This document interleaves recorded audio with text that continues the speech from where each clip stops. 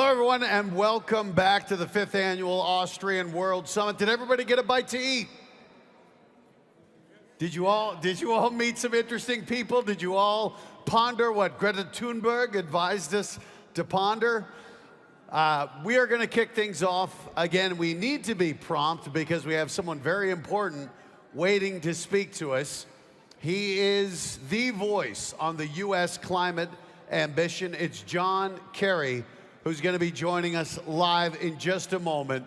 But right now, let's take a look back at something that's absolutely worth celebrating, and that is the United States rejoining the Paris Agreement.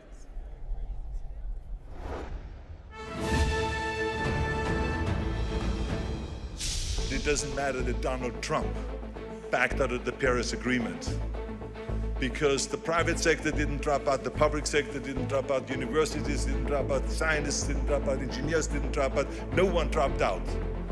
Donald Trump pulled Donald Trump out of the Paris Agreement. Act with urgency, this is a climate emergency! Act with urgency, this is a... The earth is dying, stop denying, the earth is dying. Our air! Our climate! We must do what the science demands. The commitment I made that we're going to rejoin the Paris Climate Accord as of today. The critical role in keeping 1.5 degrees Celsius as the limit of the warming that we face. And because we know that we are already at 1.2 degrees, we have a very small margin to play with. No nation can solve this crisis on our own, as I know you all fully understand. All of us, particularly those of us who represent the world's largest economies, we have to step up. Time is short, but I believe we can do this. And I believe that we will do this. Ladies and gentlemen, please welcome my very good friend, Secretary of the State and environmental expert, and someone that is really passionate about this subject, Kerry. John. Hey, Arnold. Nice to be with you. Glad to be with you. You want me just to say a few words and then we talk? Go ahead, John. Give you the remarks, and then I will have a follow-up question, and I will grill you. Grilled by Arnold. It's a privilege. Go ahead, John. Thank you, Arnold. First of all, it's a great pleasure to be with you, and thank you for your leadership, not just now with the World Summit, but you did an amazing amount in California. You were one of the leaders in the very beginning on this, and you did so in a party, I regret to say, that has made it near criminal, certainly politically, to be embracing this issue. It's quite remarkable that in the United States of America, we have an entire major party that has yet to really step up and join us in this fight. But that said, President Biden is deeply committed to this, as you saw, not just with the signing of the agreement, but he has issued a number of executive orders. He has adopted a very ambitious goal for our National Determined Contribution, NDC, which we announced at the summit that he hosted in April. And that is a 50 to 52% reduction over the course of the next 10 years. And I know all of you have noticed, by the way, not just that, but he's issued instructions that this is an all-of-government effort. And we have a task force that meets and that brings together every agency of our government to now make determinations about how we move forward. In addition, the president is going to be issuing an executive order regarding disclosure, financial disclosure. So that very large financial institutions are now going to have to publicly account for whatever risk is involved in the investments that they're making, looking out 10, 20, 30 years and so forth. And that will have financial fiduciary responsibility. But let me phrase this. I've been involved in this issue since the 1980s, and I was there when Jim Hansen testified that climate was here, the climate change was here as a challenge. And then in 1992, Al Gore, a group of us senators, myself, we went down to Rio. We took part in the very first COP, the Conference of the Parties. And I have been to so many in between and had the privilege of leading our negotiations in Paris. And in Paris, for the first time, 196 countries came together and said, we are going to do our best to hold the Earth's temperature increase to well below 2 degrees centigrade, and if possible, 1.5 degrees. What has happened in the ensuing years is that scientists are now warning us, you're not getting the job done. And they are telling us, and they told us 2 years ago in 2018, 3 years ago now, that we had 12 years within which to make the decisions and implement them to avoid the worst consequences of climate change. Regrettably, no country in the world is really where we ought to be. There may be a handful that are nearing alignment with the Paris Agreement, but most countries, and most ominously, the 20 largest emitting countries, the 20 largest economies in the world that we brought together at the Washington Summit, account for about 80% of all emissions on the planet. The problem is about half of those large economies have not yet seized this issue and made the determinations necessary for all of us to be able to win this battle. So at the summit that President Biden hosted, 55% of global GDP committed to try to achieve the 1.5 degrees. More importantly, they put on the table specific plans for reductions between 2020 and 2030 that keep us on that path to hold the 1.5 degrees. But obviously, if 55% said yes, you got 45% that are on the sidelines, not yet committed to do that. And the problem with that is very, very simple. You hear a lot of people today embracing net zero by 2050. And it's great. We're happy to have people say net zero by 2050. But unaccompanied by any plan whatsoever, not only for how they do the next 30 years to get to 2050, but unaccompanied by any plan for what they're going to do to be able to get there by reducing sufficiently between 2020 and 2030, it becomes an insult almost, a joke to what we're trying to achieve. You hear politicians say that this issue is existential. And believe me, for some people on the planet today, it is existential. There are people who have died in the last days of the extreme heat in various parts of our country and other countries.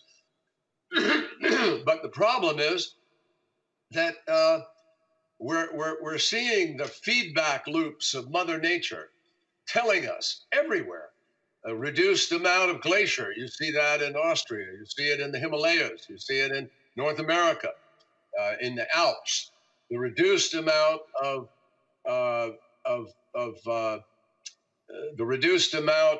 ice is having a profound impact on the availability of fresh water through the melt that usually takes place every spring and summer, and huge rivers around which billions of people have centered their lives, whether it's the Ganges or the Yellow River or the Yangtze River or the Mekong River, are seeing reductions in the availability of water. Water for us in the United States now, in California, Colorado, Nevada, New Mexico, is going to be very probably almost certainly rationed through the course of this year. It's already, even before the drought, a major problem just in terms of development. So we're not close anywhere to really living sustainably. And the problem with the challenge of saying something is existential and you can see and know that it is, and then we're not responding as if it is existential. And on an international global basis, we are not responding as if it is genuinely existential. If we did respond accordingly, you would spend what we need to. We would be accelerating the research and development and the innovation that we need for battery storage, for other kinds of storage, for direct air carbon capture, for more efficient and more capable, 100% certain actual carbon capture, for the new technologies of green hydrogen or other available sources, biofuels, et cetera. These are solutions. But if you're not investing in them sufficiently and not deploying them sufficiently, they're not. And that's unfortunately where we are today. You hear people talk about building back better after COVID, but we're not. It's business as usual. Massive commitments to coal-fired power plants in certain parts of the world. Now, we are the number 2 emitter in the world. The United States has gone from about 15% of all emissions. We're now around 11 or 12%. China is 28% and rising. And then you have India and Russia and Brazil and Mexico and South Africa and a group of countries that I regret to say have yet to make the transition away from coal into renewables, other alternatives, which we need to do at a much faster pace. Just to give you an idea of what that faster pace means. In order to meet the goal of 1.5 degrees and hold it alive over the course of the next 10 years, we need to deploy the world's largest solar field every day for 10 years. Every day. And I got news for you. We probably couldn't even deploy one of the world's largest solar fields over the course of the next 6 months or a year. So we're clearly, despite all the rhetoric, we've got an enormous journey yet to make. The IEA, the International Energy Administration, just came out with a report recently saying that we have to now put on super steroids the ability to be able to deploy new innovation. We need to put on super steroids the ability to be able to discover and do the research and development that brings you that new innovation. And finally, no more new fossil fuel projects at a time where we need to be clearly moving to renewable, alternative, sustainable energy. And so this is you can't gild the lily here. This is the greatest challenge that we have ever faced. We've had wars through centuries.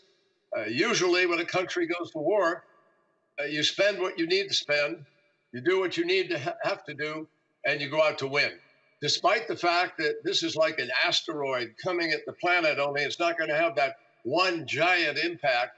It's going to have this drawn out, continual growing impact of a whole bunch of different things. 90% of the heat that we are absorbing today, it goes into the ocean. And we are seeing vast changes in the chemistry of the ocean. I just visited the Woods Hole Oceanographic Institute 2 days ago. And we saw very clearly what they're measuring now in terms of the change of the acidity of the ocean, the actual warming trend of the ocean, totally visible, 100% science, 100% certain. And now we see coral reefs, which are spawning grounds for fisheries, dying. We just saw in Australia the National Historic designation of the Great Barrier Reef changed to the outrage of many Australians. But in fact, it's dead, it's dying. And so the evidence is all around us. And as human beings, what we need to do is stop and take a look and recognize that this is a crisis that does not have to bring doom and gloom. It does not have to bring us these massive changes. Scientists tell us we still have time over the course of these next 10 years, this decade. 2020 to 2030 is the critical decade. And if we do what we know we can do, which means, frankly, buying into the largest market in the world, the largest market the world's ever known, energy market. Energy is the real decider about what we do with respect to climate. And if we adopt better energy policy, and if we innovate and move, there are millions of jobs to be created. There is greater wealth to be created than we've created in the technology boom to date. and we will wind up with a healthier, better a planet where there's less cancer, less particulates in the air, cleaner air, less pollution, and it is pollution, folks. And we begin to really build the future that young people, Greta Thunberg and so many others, are so passionately calling adults to account for. It's time for adults to behave like adults, get the job done. Well, thank you very much, John. I just wanted to ask you a follow-up question. Let's give him a good hand for this great wisdom.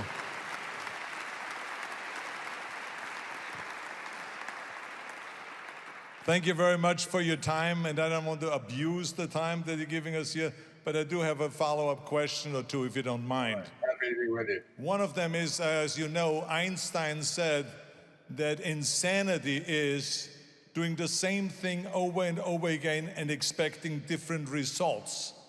So now my question is, what do you think needs to be done differently?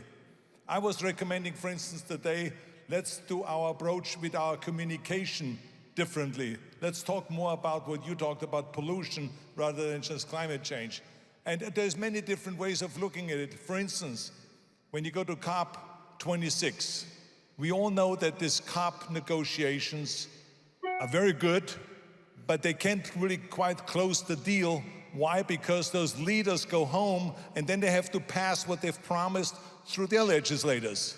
And then sometimes, as you know, Biden wants to do certain aggressive things in America, but he can't get it past the legislators, the lawmakers in Washington. So that's what makes it very difficult, the whole thing. So what is your idea of what we can do differently?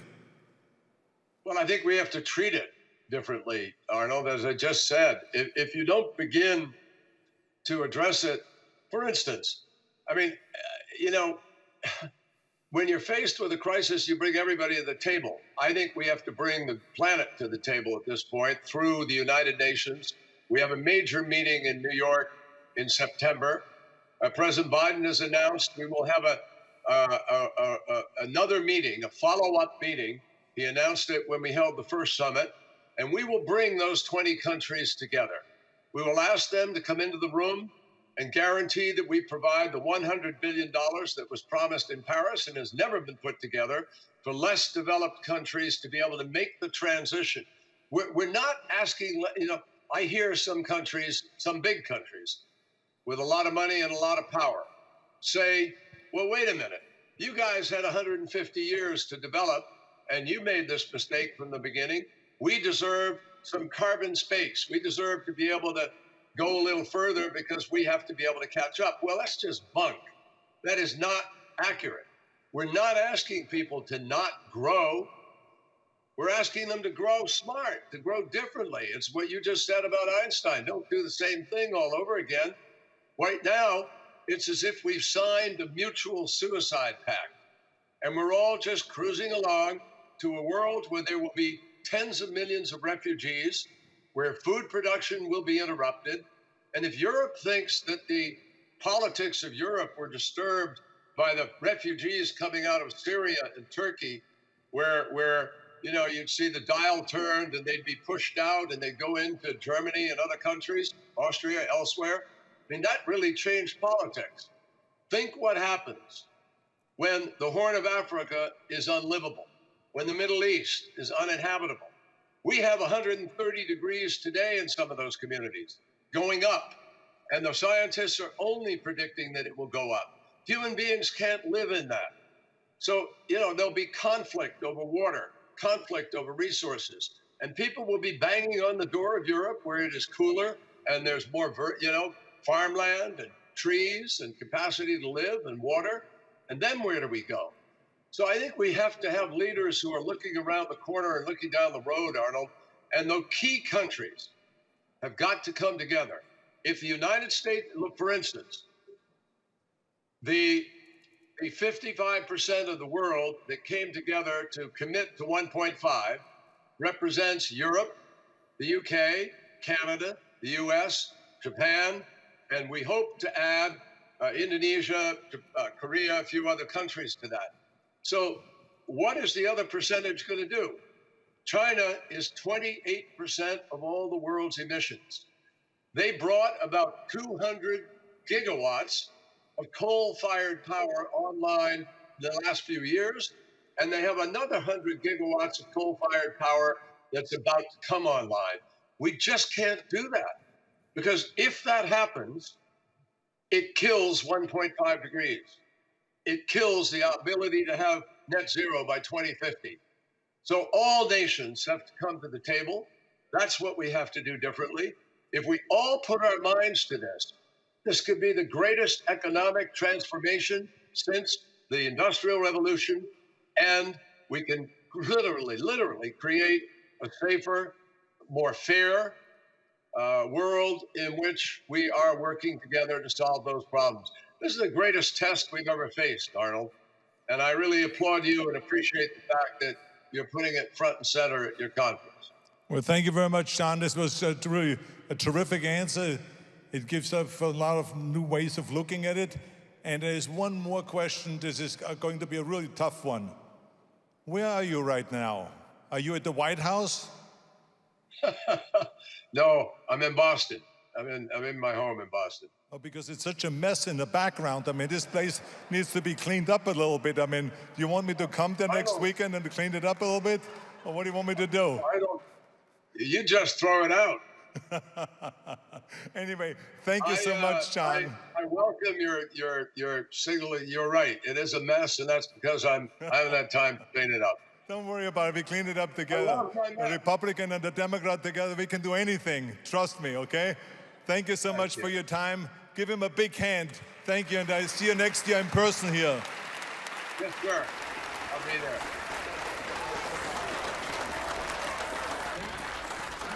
Standing.